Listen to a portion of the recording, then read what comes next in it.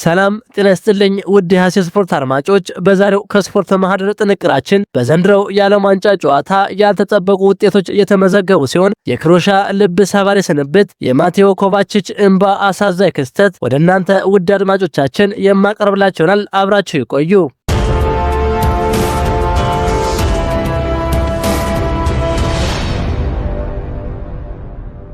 በ2026 የዓለም ዋንጫ የጥንካሬያቸው ተምሳሌት የነበሩት ክሮኤሺያዎች በፖርቹጋል የ2-1 ሽንፈት ደርሶባቸው ከውድድሩ ውጭ መሆናቸውን ተከትሎ አማካዩ ማቴዎ ኮቫቺች ማልቀስ እስኪያቅተው ድረስ በእንባ ተራጭቷል። የስንብት ምናልባትም የሉካ ሞድሪችና የክሮኤሺያ ወርቃማው ትውልድ የመጨረሻ የዓለም ዋንጫ ጉዞ ማጠቃለያ ሳይሆን አይቀርም። ይህ በጉጉት ሲጠበቅ የነበረው የምሽቱ ጨዋታ በቶሮንቶ ስታዲየም የተደረገ ጨዋታ ሲሆን በሁለቱም በኩል በጠንካራ ፉክክር ተጀምሮ በመጀመሪያው አጋማሽ ምንም ግብ ሳይቆጠርበት ለአፍታ ረግቦ ቆይቶ ነበር። ሆኖም ከረፍት መልስ ጨዋታው ሙሉ በሙሉ መልኩን ቀየረ። በ53ኛው ደቂቃ ላይ አንጋፋው የመስመር ተከላካይ ኢቫን ፔሪሲች ከጆሲፕ ስታኒሲች የተሻማለትን ኳስ እጅግ አስደናቂ በሆነ ቮሊ ከመረብ ጋር በማገናኘት ክሮኤሺያን ቀዳሚ ያደረገ።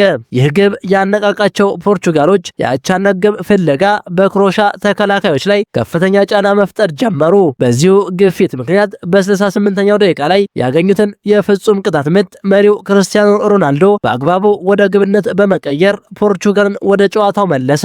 ሮናልዶ በዚህ ግብ አማካኝነት በዓለም ዋንጫ የጥሎ ማለፍ ጨዋታዎች ላይ ጎል ያስቆጠረ በዕድሜ አንጋፋው ተጫዋች መሆን ቻለ።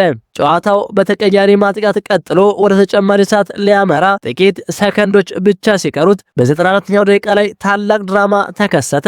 ተቀይሮ የገባው ጎንሳሎ ራሞስ ከራፋኤል ሊያኦ የተሻማለትን ኳስ በግንባር በመግጨት ለፖርቹጋል መዳኛና አሸናፊዋን ግብ አስቆጠረ። ጨዋታው ሊጠናቀቅ ሰከንዶች ሲቀሩት ጆሽኮ ጋቫርዲዮል ለክሮኤሺያ አስገራሚ ያቻነት ግብ ቢያስቆጥርም በስታዲየሙ የነበሩትን ተመልካቾች በሙሉ ያስገረመውና ረጅም ደቂቃ የወሰደው የቫር ምስል ግቡ ከጨዋታ ውጭ ነው በሚል ስለሻረው ክሮኤሺያ በመጨረሻው ሰዓት ድራማ በእንባ ተሸኝታለች። ፖርቹጋል ይህንን አስደናቂ ድል ተከትሎ ወደ 16ቱ ዙር ያለፈች ሲሆን በቀጣይ በዳላስ ከጎረቤቷ ስፔን ጋር ለሩብ ፍጻሜ የሚያልፈውን ቡድን ለመለየት የምትጫወት ይሆናል።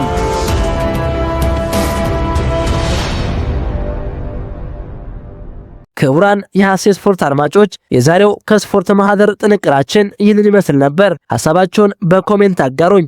ለሌሎችም ድረስ ሸር አድርጉት። ቸር ተመኘን።